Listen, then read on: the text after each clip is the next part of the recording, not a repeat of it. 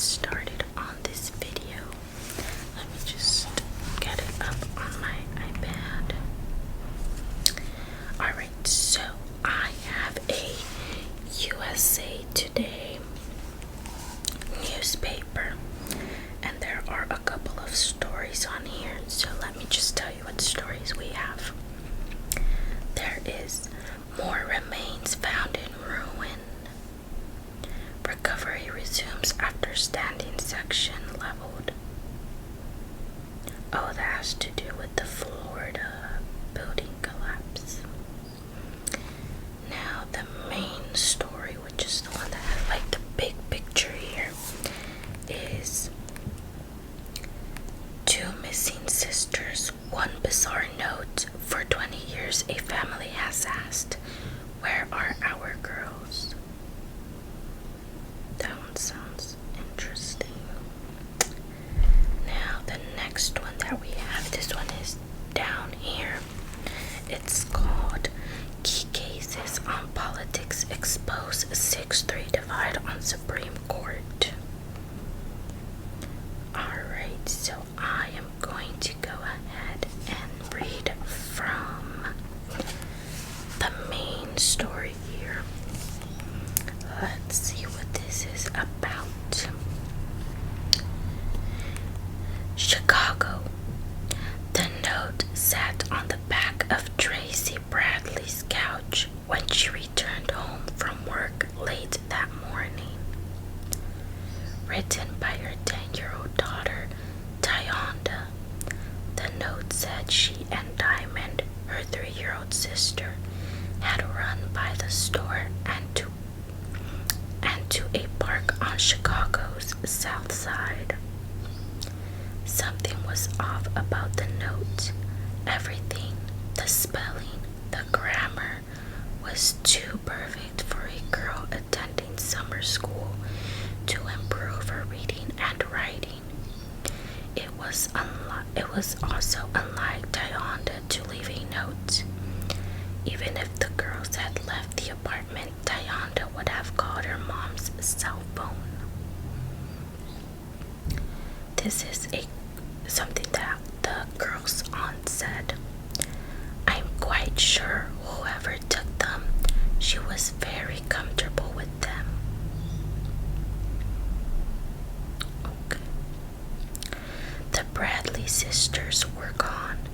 20 years ago this summer, Chicago launched what investigators say may be the city's largest missing persons investigation. The police superintendent ordered the city turned upside. Let me start over. The police superintendent ordered the city turned upside down to find them. Over the course of months, nearly every abandoned building in Chicago, about 5,300 of them, was mapped and searched.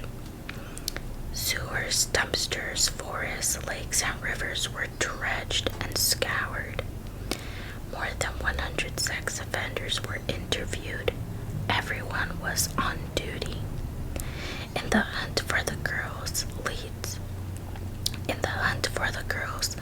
leads took investigators and journalists across the country, even to, let me go to the next page.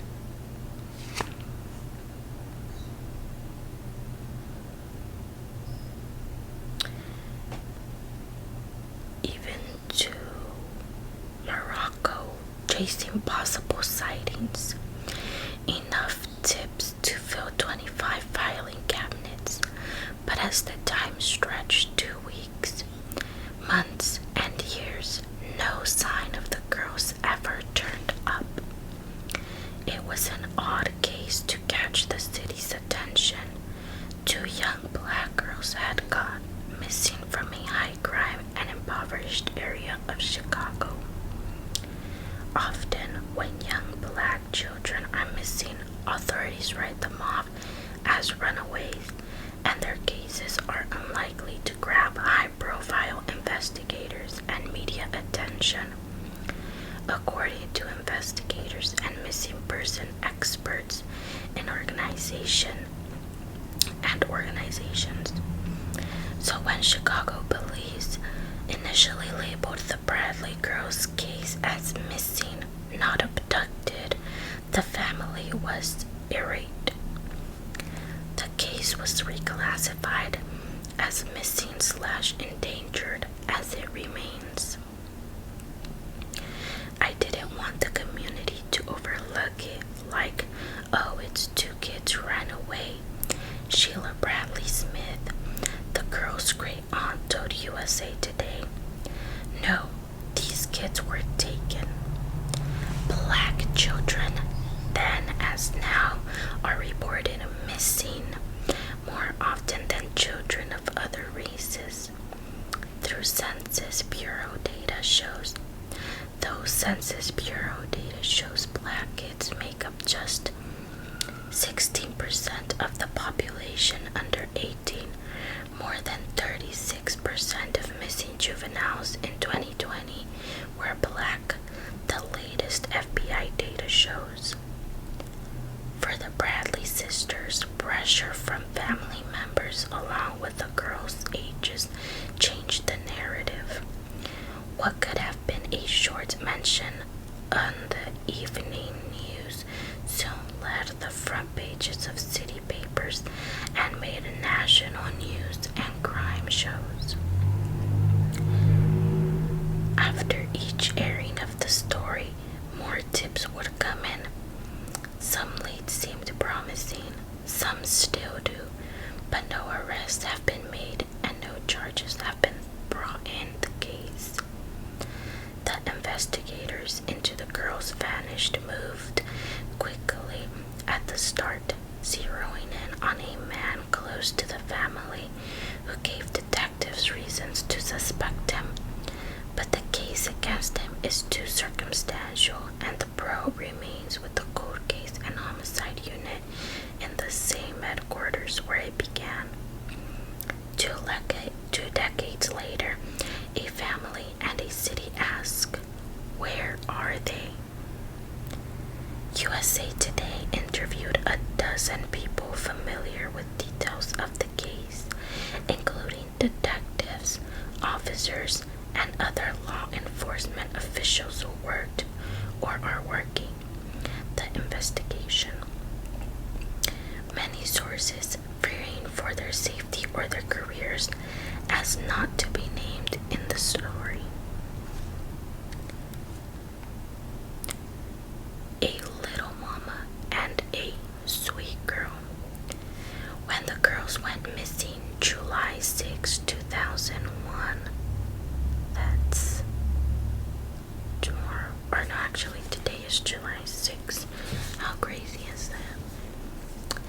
When the girls went missing July 6, 2001, Tyonda and Diamond were living with their mother and 2 sisters, Victoria, 9, Rita, 12, in the multi-building Lake Grove Village Apartments complex in the Oakland neighborhood on the south side.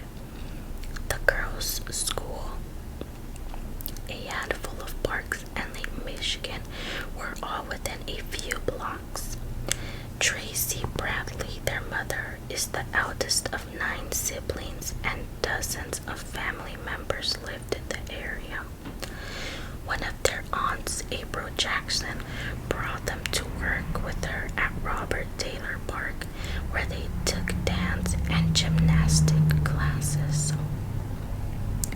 Tyonda wanted nothing more than to become a dancer. Helpful, smart, responsible, and a little sassy, she was. A little sassy. She was like a little mama caretaker to Diamond, Bradley Smith said.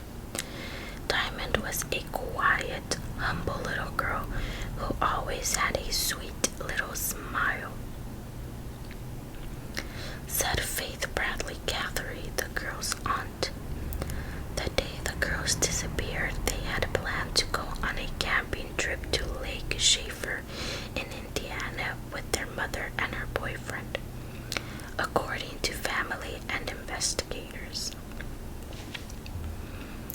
Tracy said she left early that morning for work and returned around 11:30 a.m.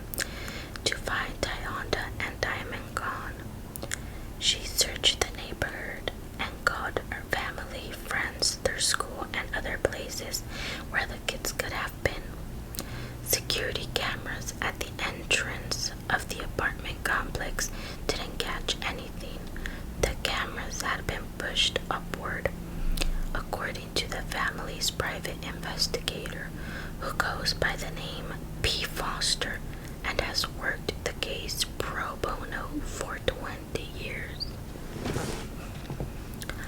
Foster does not provide his full name for fear of his family's safety. Many people saw the girls the night before they went missing.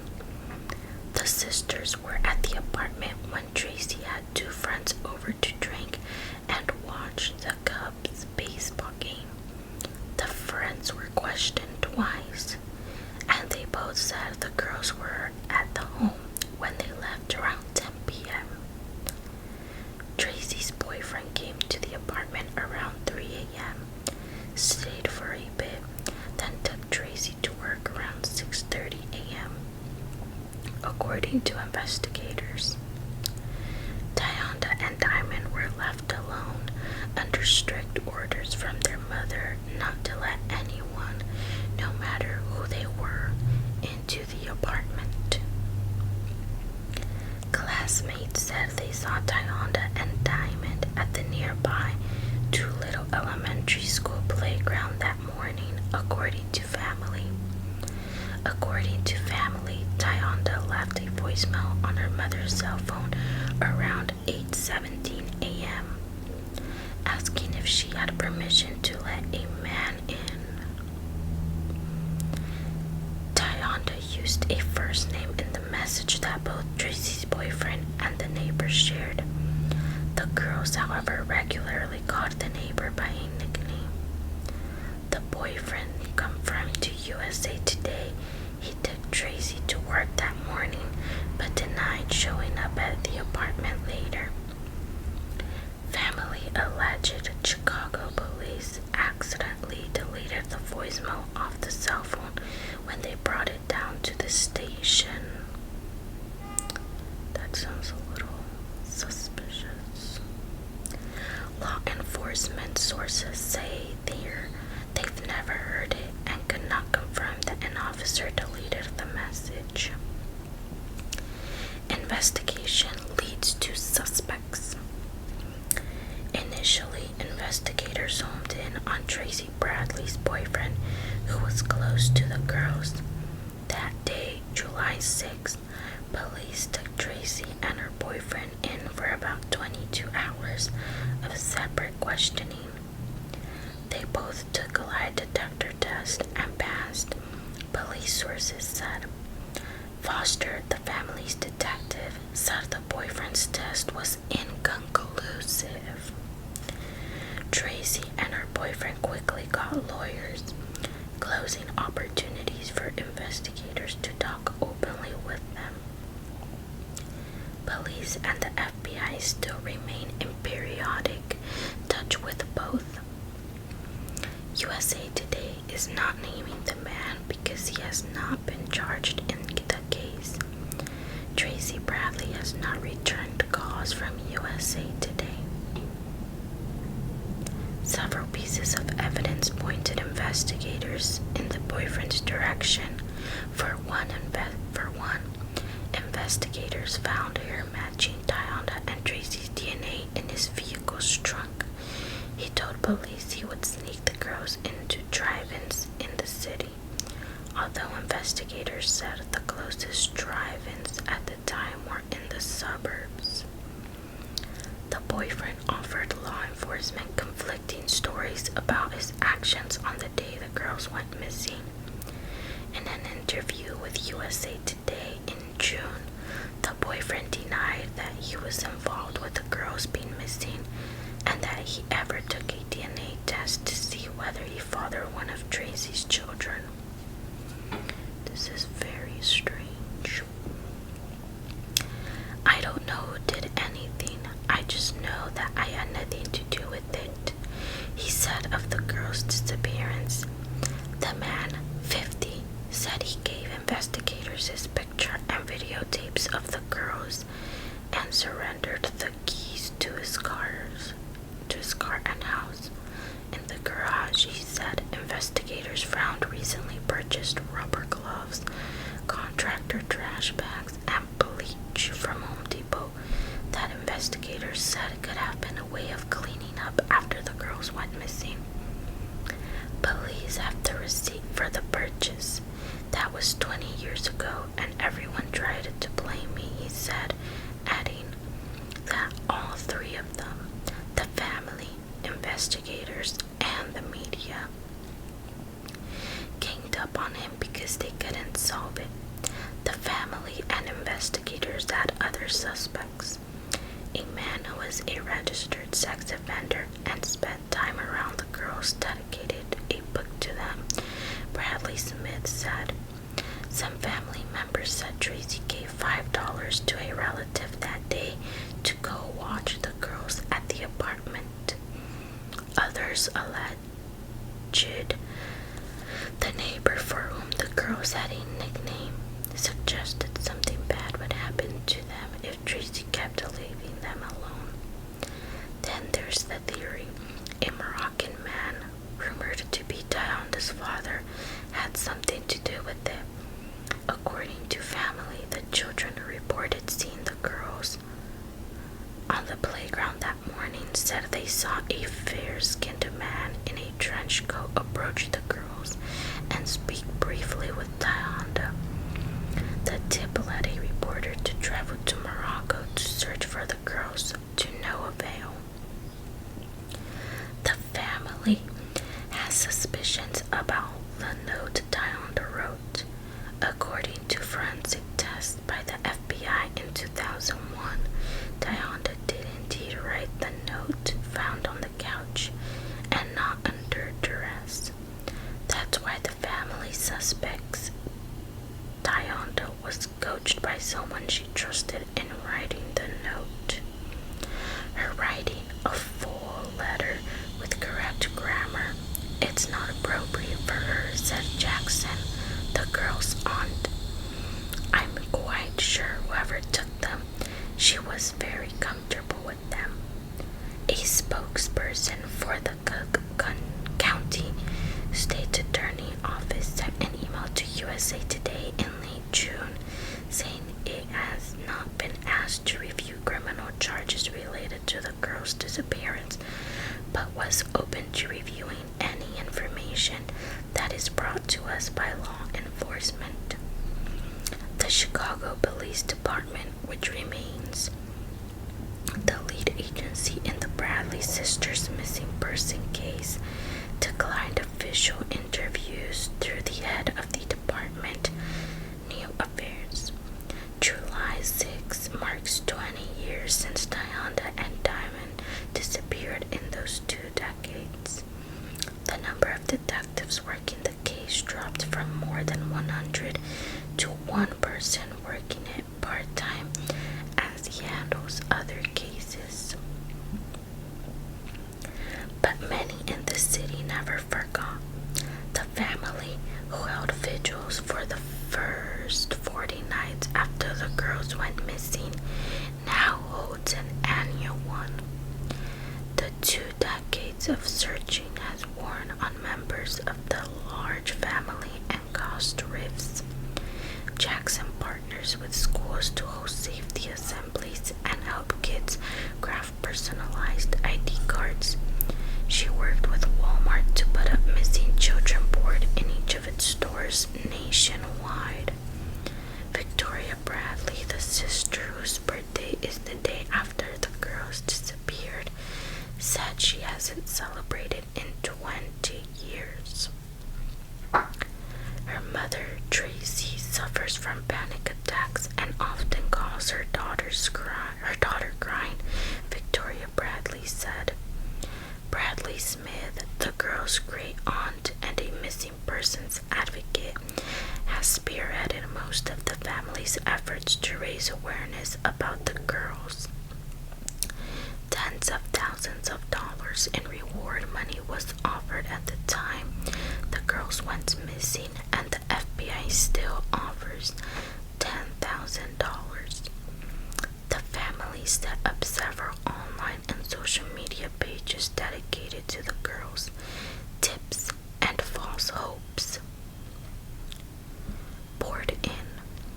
I've stressed and worried and searched and hoped and prayed and been disappointed, Bradley Smith said, but all I can do is keep going. This is a quote. You know your child better. Social scientists have long noted missing white children, particularly white girls, receive a disproportionate amount of news coverage compared with missing children of color. Less news coverage can lead to a greater chance that young black children are never found or recovered much later. When a child of color is reported missing by their family members, they're more likely to be classified as a runaway by law enforcement and receive little media coverage, said Natalie Wilson, co-founder of Maryland-based Black and Missing. Children classified as a runaway don't receive Amber Alerts, messages with information about the missing child broadcast on radio, displayed on television, sent as text alerts, and more. Our children are adultified and they are not seen as children, Wilson said. Frequently, Wilson said, black families feel as though law enforcement just believes that their child ran away, and we're telling them, you know your child better than anyone else. If this isn't what they do, this isn't characteristic of them, you need to speak up. The Bradley family spoke up. They knew the girls wouldn't leave their large family, let alone venture out of the apartment to the store. In mid-June, Bradley Smith walked into the third-floor, three-bedroom apartment where the sisters lived for the first time since July 2001. She traced her fingers along the walls as she walked from room to room, conjuring images of the old layout and pointing to where Tyonda and Diamond used to sleep. It still feels like yesterday, Bradley Smith said after she got back into her car and looked up at the apartment through the window. People talk, people get old, people go to jail. I'm just praying someone will come forward with the information. Bradley Smith said, the world will know Tyonda and Diamond Bradley by the time I'm done. The FBI asks anyone with information about the disappearance of Tyonda and Diamond Bradley to contact the Chicago Police Department detectives at 312-747-8380, your local FBI office, or the nearest American embassy or consulate. The family's private detective can be reached at 847-579-9771. And that's the end of the article. There's a picture here I'll show you right now. It says family members Shelia Bradley Smith on the left. Let me show you. That's this person here. And April Jackson and private investigator B. Foster remain dedicated to search for Tyonda and Diamond Bradley, two girls who disappeared from the Lake Grove Village apartments of Chicago's South Side 20 years ago. Okay. So the middle person is the private investigator. That was a very interesting story. Alright, but anyway, thank you all so much for watching this video. I hope that you enjoyed this newspaper reading. I know I don't have the physical newspaper,